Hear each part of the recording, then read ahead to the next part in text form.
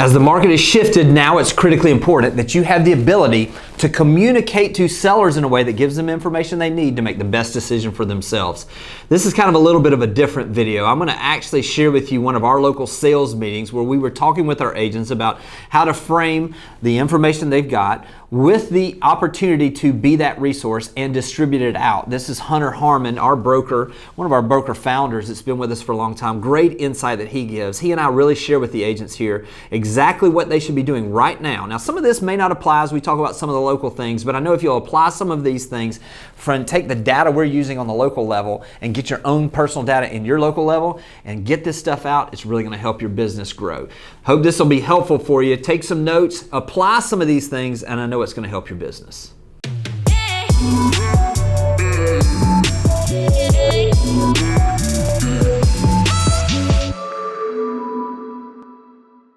All right, guys, appreciate everybody that's watching on Facebook. All of you that came in this morning, we got some good stuff for y'all this morning. So, Tim, you're good. Noah, you're good. All right.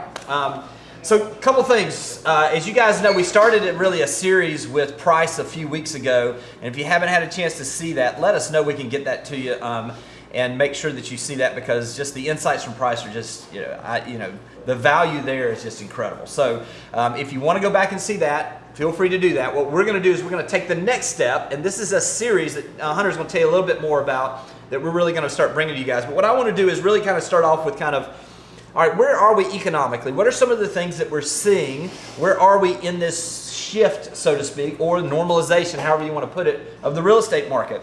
And there's a couple things that typically happen on any shift economically as far as dominoes that begin to fall, okay?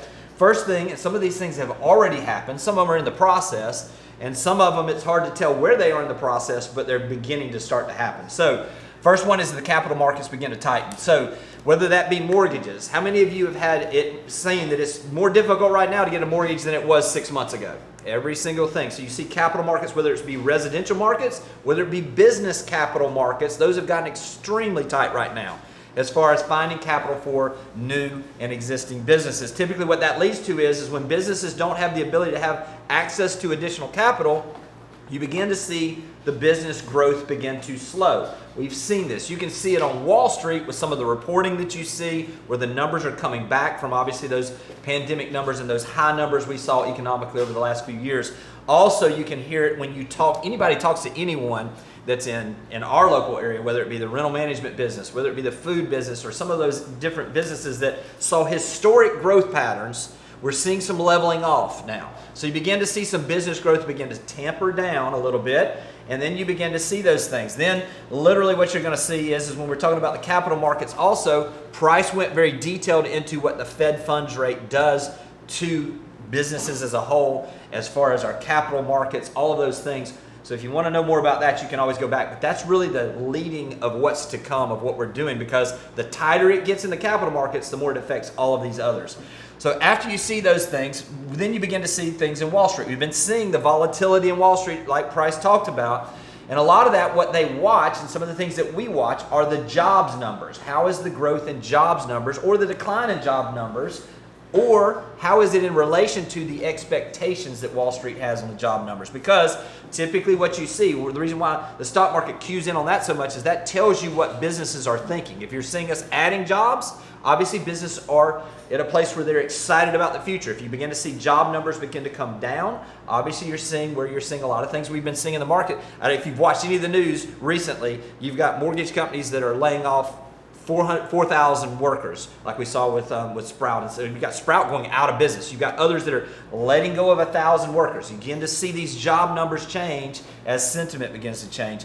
And then that leads us really into consumer sentiment. Now, what happens when you get from the stock market is now you begin to see this consumer sentiment. This is what Price was talking about, and we're seeing more and more every day where the headlines become negative on the economy and on real estate. Really, the last domino typically to fall is real estate. And the reason being is it's kind of we've got almost a lagging, as we talked about, you got a 60, 90-day cycle on real estate where we're going to see some of the results we're seeing. So that's why we focus on some of the pending numbers and where we are in relation to our inventory. So I'm going to give you all that update real quick on where we are locally, just so you can kind of see what we're seeing. These are numbers that came from Price, which is where I go for my numbers. And so we're just really lucky to have him as a part of this. So I'm going to give you a couple things. One of the things that Price said is that it appears that February 28th was kind of the peak of activity, at least at this point, that we saw on, and I'm going to speak specifically for those of you that are on, in our other markets, specifically to the 30A numbers, which in reality are a snapshot of what we're seeing in all of our markets, okay? But these are just easy for me to compile one group of numbers the way Price did. The peak of activity appears to be on February 28th. As of July 15th, comparatively to what we saw on February 28th, we are down 39%. We have 39% less homes pending right now than we did in February 28th. So we have less homes pending right now. Now these are some good stats to talk to your folks about also. Also, on 30A, February 28th, we had 121 homes for sale. As of July 15th, when we pulled these numbers, 419 homes for sale, an increase of 246% as far as the number of homes currently for sale. Along 30A on February 28th, we had, well, let me just go back to the averages on this also. So from January 1st to July 15th, the average sales price, and this is for 2021 numbers, along 30A, the average sales price was $1,817,171. The same period for this year, we are seeing, and we have seen until that point, an average sales price of $2,329,345, an increase of 28.19% on the average sales price. Now, that sounds great, and it is great. This is typical. If you've watched what Price and what we've talked about for years is what you will typically see is you'll see a slowing down of transactions. You'll see a continuation because of demand of prices, and then you will begin to see those leveling off. One of the things that we've seen that's kind of leveled off recently is that it appears right now, because there's some ebb and flows, that June 13th was really the peak of our pricing along 30A. That was when we saw the highest average sales price on a daily basis that we've been seeing for the year-to-date portion. Now, where we are right now, we're seeing this bounce around because, with the number of transactions we've got, it can level itself up and down a little bit each day, but it looks like we're beginning to flatten to even pull back slightly on pricing. You can notice this if you looked. I watched this a couple of weeks ago. We saw one weekend I looked, and there were 3-to-1 price reductions to pending contracts for that weekend, telling you the sentiment and the understanding that things are sitting on the market longer. We're watching those average days on market also. So that gives you an idea of kind of where we are. These are great talking points for you to have. If you can just take those things, because here's the question you would typically ask when you take those things, is you say, okay, look, we're 39% down on the number of pending contracts as we were in February. We also have a 246% increase in the number of houses that if you're going to sell that you're going to have to compete with. Although we are seeing this huge run up in prices year over year, where do you believe the prices will go from here based on simple economics that we have more to sell and we have less people buying?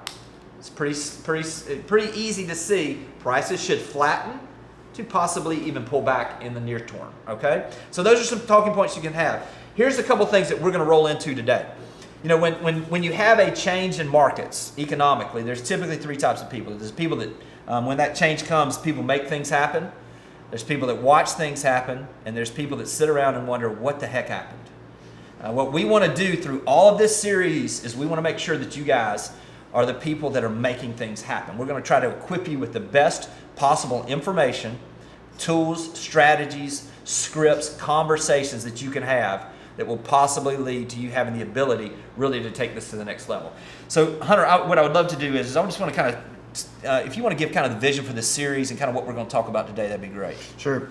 Yeah. So what we want to do as we look at these numbers, we've seen this before, we've been through these before, and so what we want to try to do is equip you guys with resource, with us being a resource, and also to help you get your mindset to a point that is correct, where in the current market and where you are. So reality is what we want to try to do is we want to take from where we are right now out to, let's look out 18, 20 months from now. More than likely this will, our real estate market is everybody says that your real estate market is different. It is different. I mean, we've never seen the level of permanent residents move into the area. We have a lot of positive things going on, but we also have things that we see that are going to continue to be a little bit of a problem for us as well. One being infrastructure. We've had these people move here. We had a big move in values in the last 2 years, huge move. And even the number that he's given you there, that's 28% higher. I mean, those types of numbers are not sustainable without equivalent in infrastructure. I'm talking about, restaurants, employment, roads, water, sewer, those types of things. So we are out of balance right now from an locally infrastructure to pricing. We're out of balance. So that has to come back in line. So that's what you start to get into a mindset of understanding about where you are. And by the time we get to the other side of this, which is probably somewhere in that 18 to 20 month period, we're going to run through this process. You will have an opportunity to pick up significant market share if you're doing certain things now. In my mind, this is kind of a peaceful time it's not as it relates to what we were dealing with. What worked yesterday is not going to work today. That stuff has got to go on the shelf. You all know how to work with buyers, and buyers are different now. You're talking to them, I'm sure, on a regular basis. Buyers are telling you, we want to wait and see this. We want to wait and see that. It's a normal process. So what we really want to do is get your mindset right going forward as it relates to inventory and how to think about inventory and how to achieve market share. So market share is really where you have the most gain. By the time we get to the other side of this, you should have built over this period of time a market share. It's somewhat elementary. Most of the companies out there right now, a lot of them haven't been in the business that long. That your competitors out there have not been in the business that long, so they're not going to get a lot of direction as it relates to what do I need to be doing, how do I need to be thinking. So that's really what we want to do here, and we'll do this as long as we need to, and we'll take segments of it and start breaking it down, and we'll continue to do a Q&A process. We'd like to get information from you guys as well. I mean, right now, for instance, how many of you are talking to a potential seller right now to list a property? Raise your hand. Yeah. Okay. Great. Okay. Good. That's good. That's going to continue. You will get to a point where everybody will have that opportunity. It's what is the strategy to be able to be successful with that. So one of the big things that I'd like, just keep rolling on that? Yeah, please. So that just sets the tone. But as it relates to getting your mindset right, as it relates to talking to a seller, it's not that easy right now because the seller is still wanting that punch bowl to stay at the party. Punch bowl is being removed. And so it's a change. The change has occurred. It's already occurred. A correction is a little bit difficult for sellers that basically said, no, I'm going to wait to sell. That's a little bit more on the lines of they've got to understand and almost admit that they were wrong. Mm-hmm. You may have been talking to them back in March, February about selling, and now here they are. Well, it's a different world. You have 400 plus properties available, 150 on the market in the beginning of the year. Those are, know your stats. Really know your stats. The thing that you really want to do as an individual agent is know your average days on market. As you go through a process of selling or listing property, take your one listing, get it sold, move to the next one. Know your average days on market, what those are. That's your competitive advantage to your competition. And can I add to that real quick? Yeah. Because some of you may be relatively new and not have had many listings. Utilize the company's average days on market. Mm-hmm. If you pull it up from the companies and say we, as a company, we have an average days on market of X and the industry has Y. This could make a difference of 24 days between where we are and where you might if you list with someone else. You see what I mean? Use those stats to your advantage. Another thing that I think is great what Hunter's talking about, our job is to give the information. Their job is to decide what's best for them. When we give them the correct information, we give them the information in the way that we give it, like these stats. The stats don't lie, you know? What's the old, yeah, I don't need to go there. The stats don't lie. Give them the stats in a way that it gives them the ability really to come in and really be able to take advantage of those stats to their advantage.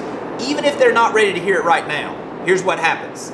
Over time, what happens is they will not forget who gave them the correct information.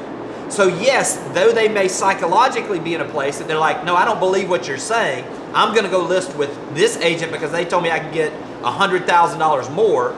6 months from now, when the tightening comes that they really want to and want to need to sell, they're going to go back to the person that told them the truth. So this is the power of where we are now. Is this? It's not just the listings you're going to take now. We're setting the table to gain market share now and into the future. We may have to speak up a little bit with this rain, but does this make sense to everybody? One of the things that we want to do with this is really give you guys not just the stats, but the mindset. We were talking about this last time. Really, here's the things with the mindset. Shut your news off. Stay focused and positive.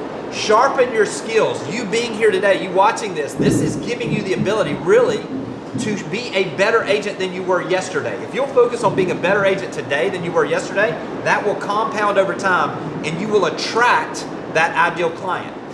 Don't be afraid to say no. If someone wants you to reduce your commission to a level you're not comfortable with, somebody wants you to list a property higher than they want, don't be afraid to say no. Really, no is one of the most valuable words you got in your repertoire right now, because saying no now is typically, especially when it comes to those types of things, is going to end up being a solid yes when they circle back around to you because they didn't get what they needed in the future. I'll let you go ahead. There is a book that was written by Gary Keller that it's called Shift, and it was written for the market that we had, the correction that we had in 2005, 6, 7, and 8. There are some chapters that you can run through because it doesn't really pertain now, but there is some really good stuff in there. There's some certain things. It has to do with the mindset of planting seeds with your prospective inventory, your sellers. And one of the key quotes I picked up out of there is like, when the market shifts, new strategies are required and new actions are very critical. Those are our components. That line right there, to me, if a seller doesn't consider those things, then they're not ready. Everybody that is putting their property on the market right now, you as a real estate professionals need to realize that they need to sell. Don't listen to what we really don't have to sell. Well, then why are we talking? That type of thing. You get your mindset to the point where you are a professional. You know the stats. You have a strategy or strategies. A lot of these folks right now want to list their home based on historical data, historical closings. You can do that to a degree, but it's less effective right now, as we can see. Then your days on market are going to go up if you do that. Your days on market are going to rise, and you have to remember that right now, over the next year, the most important thing for you is establish the lowest possible days on market for yourself. You will win as we start the change, which may occur 15 months, 16 months, as you're going to have a ramp up of inventory. Who knows, by the end of this year, we may be as high as 800 to 1,000 properties on the market, very possibly. And if you're just simply taking a listing based on historical data, which most of the population of real estate agents are doing right now, they are wasting valuable time and they're wasting money because the sellers are asking them, what are they doing for marketing? Meaning, spend some money on my property. I want you to achieve a goal that is not achievable. Right. Make sure that you are thinking, this is what I mean by mindset. If you take a listing that you perceive as overpriced, it needs to meet certain criteria. You've got to make sure that it is it is a catch spot for you. If it's a catch spot, I can't argue with taking an overpriced listing. Explain that to me, what a catch spot would be for you.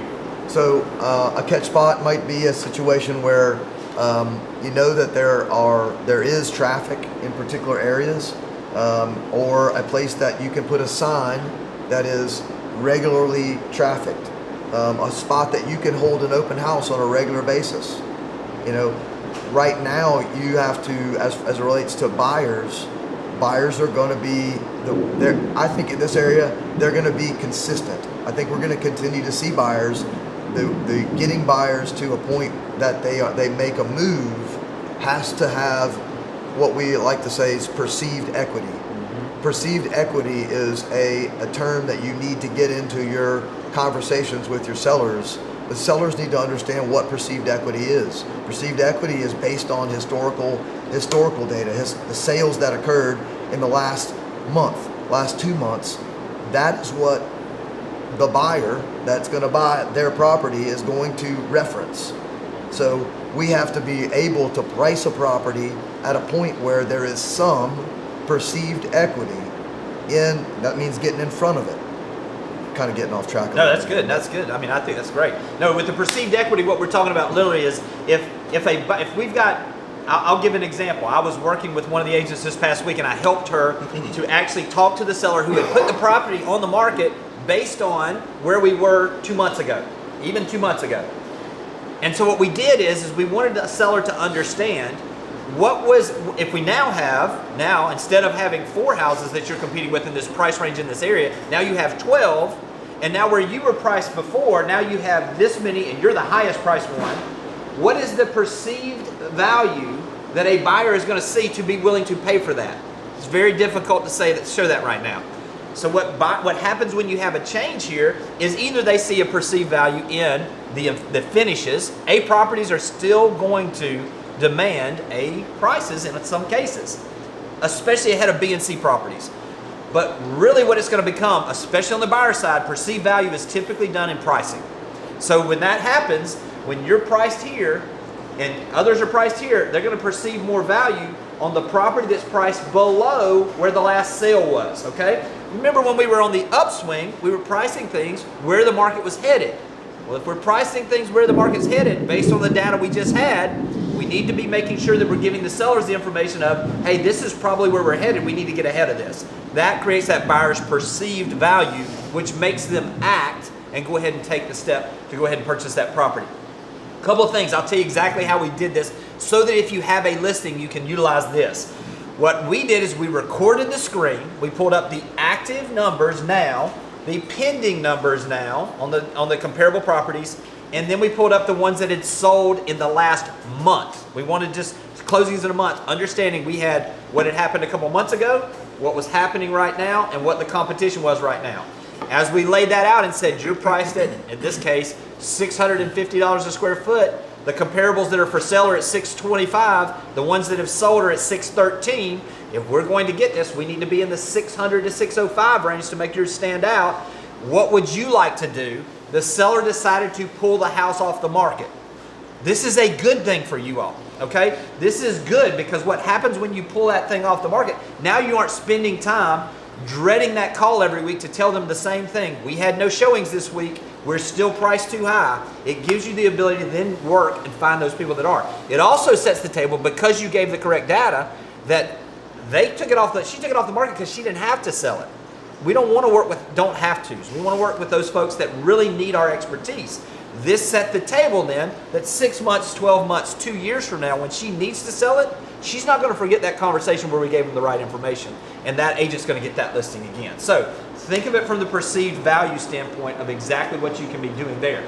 We're going to get into some specific strategies. Literally, part of the series coming up will be like we're going to talk about specific strategies. We're going to take 30 minutes and really deep dive on those strategies. Farming, open houses, circle prospecting, all of the specific strategies of what we're doing right now. I want to give you some overall view, though, of some things that just do not change, okay? Conversations is the foundation of this business. Real estate related conversations. I don't care if those are at open houses, if those are circle prospecting, if that's door knocking, old school style, or if it's just calling your sphere of influence and asking if they still love their house. Real estate related conversations are the foundation. Now I'm going to give you some numbers because sometimes we skip over this. Industry averages say that 50 real estate related conversations equal 1 transaction. Now, I will say this.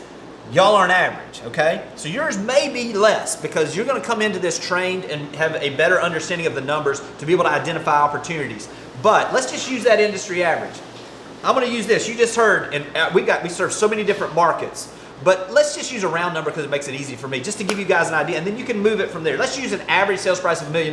Listen, if your market is $500,000, your average sales price, you just cut this in half. If yours is $1.5 million, just add 50%, okay? But if we're using that number, and a typical commission is 2.5%, that's 25% gross commission.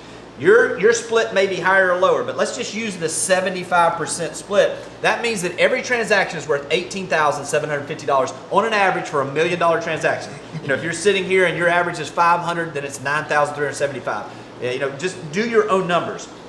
But if we're basing it on $1 million, every single time that I have a conversation and they say, no, we love our place, thanks for checking in, and they hang up, you just made $375 on average. Think about this. See, we forget this sometimes because we don't think about what is one phone call and conversation worth, especially long term.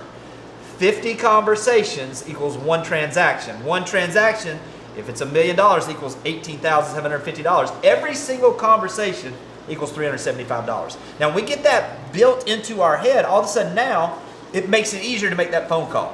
Every single time, and listen, people are scared of this. I'll tell you right now, people love hearing from us. They want to know the information because they know things are changing, and anybody that can give them that information, they want to hear from us. So these are not hard calls to make. Plus, you've got the information to tell them, say, hey, let me give you some good news. From this time last year, your property is up on average on 28%. Now let me give you some of the news that might be changing. We've got a 39% decrease in the number of transactions. The market's shifting. Now let me give you this if you're getting ready to sell, that we might need to get aggressive on pricing. We have now 256% more houses for sale. But those conversations, here's what happens if you call someone and they say no. On averages, because it's 50, every call is not going to be perfect. They're better than most in our area. But if you're calling someone and they say, no, listen, we love our house, we've got an agent. Bing, you hang up, $375. Hey, no, please don't call me ever again, $375. Every single one of them, because they average out, is worth $370. And now listen, if it's $500,000, think about this, y'all. It's still 100 and now I got a Walton County education. You may need to help me here. That's 187, whatever it is. Okay, y'all know what I'm saying. It's good. Make the phone calls. Have the conversations. Understand the conversations are seeds as well.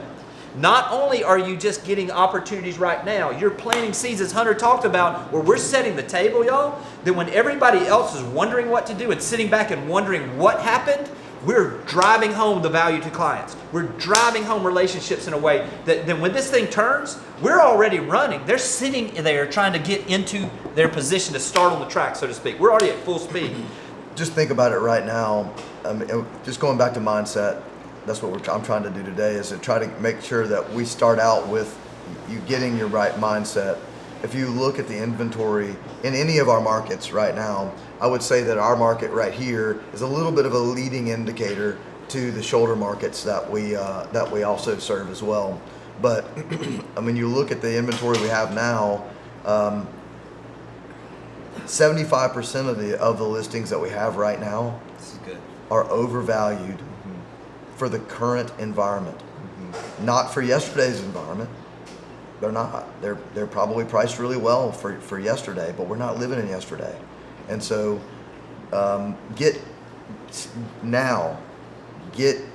start working to the basics of the business. Go to the basics of the business and be very excellent. What I mean about this time being somewhat of a peaceful time, it's not as crazy as it was. As it was then, it means that you can actually sharpen your business and being ready to be able to get to the next wave. That is, those days of, dump trucks of cash just showing up at your back door. Yeah. That will happen again here. You're in a phenomenal area, phenomenal market for that. We're in a growth market. So find something somewhere in your office, your home office, wherever you start your day. You need to have a spot that you put your inventory list out there. I'm not talking about I'm talking about inventory that you know about. That it could be something that you see in MLS that's in your farm, and we'll talk about farming a little bit more. But that needs to be on your board or on your front screen of your computer or wherever you look at what your inventory, your future inventory list. Build that. Put that right now. I mean, start this week. Build your future inventory list, and it doesn't mean that you're going to list that today, tomorrow. It means you're going to list it between now and a year from now, potentially. So make sure you have that in order. And if you have it on the list, you should be communicating with that particular seller somehow. It just anyway, sending them stats, saying hello, just checking in. Whatever it is, you should be making contact with them. They're going to need your help. That's what that list is. The people that are going to need my help are on my list, and you're going to add to that on a regular basis. When you look at inventory, you'll look at inventory and you see, okay, well, the average days on market is up to 67 days on market now, and it's creeping and creeping and creeping. So, when you're doing your just searching the MLS, for instance, take the average days on market and look at everything above that on average days on market. Those are all listings that are going to change hands. And in the current environment, no longer is it going to be that agent that gets that first listing is going to get that sale. It's going to be the second or third one. If you can be the second or third one, you will be that's the winner every single time. So those are mindset things that if you'll do that, starting, going into this week, start just thinking about basics and being excellent at basics. Yeah. Then start building on those things. And if you're excellent on basics, like right now, over the next 15 months, if you're building on the basics, that's foundational of the business, and all of you will be superstars as things move forward. This gets back to the basics, talking about now's the time for you to prepare and be ready with an expired campaign when listings expire. Talking about value, setting yourself up differently, creating videos. Y'all, we got a video team that's more than willing to sit down. Imagine sitting down with Tim right now, laying out what value you add so your house didn't sell, and you're speaking right in the camera. Let me give you a couple of things that you could do that may make the difference. I want to give you the best information. I'd love to meet with you, but here's some things that you can do right now that'll help get your house sold. And here's what we do that makes it that makes a difference. Just thinking about those things, preparing those things, a series of emails, phone calls, text, mailers, whatever it is. Put your expired campaigns together now. Sharpen your skills now in the peaceful time, because I'll promise you, as Hunter's saying, there will be a turnover. We didn't even talk about expired listings over the last few years because everything's sold. Yeah. That's back to the normalization of the market. This is a fundamental way. These are people that have had their house for sale that literally raised their hand and said, I want to sell my house. They just didn't have the right agent. You're the right agent. If you'll give them the information in a way that helps them understand exactly what needs to be done, and you have the strategy in place to get their home sold. The right agent with the right strategy. That's it. The strategy is the key. I mean, and the strategy there, if you get stuck, call us, text me. I mean, let's get you unstuck. You have a scenario that you need a strategy. You want to lay out a strategy. Let's talk about it. I mean, there's numerous strategies that can work for a seller, but get with us. Get with us on that. Just text me, text any of us, and just it's 5 minutes. We can go through it really fast with you, because most of the stuff is we're just pulling the file out and dusting it off that we've done in the past. It's the same. It's just the same thing. Yeah. So the campaigns are the same. I mean, we're going to go into that. We'll have that. I think that's a great one to have in one of these series. Is how do we take advantage of the opportunities in expired listings, because it's coming. We're not even there yet. I don't think we're going to be seeing more and more of that as we go forward. So these are opportunities that we're going to be highlighting for you guys and making sure that we just put the information in front of you to make the best decisions on how you can sharpen your business in a way that helps you take market share and be that resource we always talk about. Because typically what happens in markets when they change, for agents that don't have opportunities like this to hear what they should be doing is you freeze up. And when you freeze up, it creates, and when other agents freeze up, it creates opportunity for those. You want to speak to that? I mean, the agents that were high flying over the last few years, you want to speak to that of kind of where we are now? I mean, I'm happy to. So you have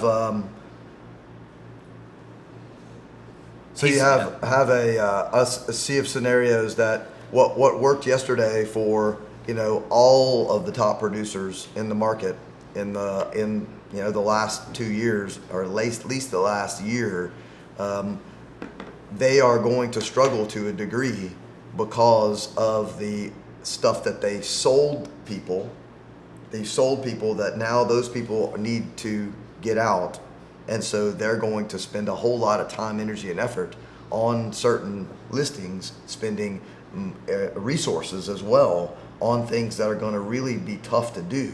So competing, say, for instance, with some of the top producers of yesterday, I would not be afraid of doing that, because the competitive advantage is you have time, you have resources. Those people are spending their time and resources on things that are going to fail, that already have failed. They just don't know it yet. Yeah. Take advantage of these opportunities. Listen, if you're here and you're an experienced agent, now's the time to drive home those relationships you have. If you're someone that is kind of maybe a couple of years into the business, dive into those other relationships, but use those to expand your sphere of influence and the people you're actually being able to reach.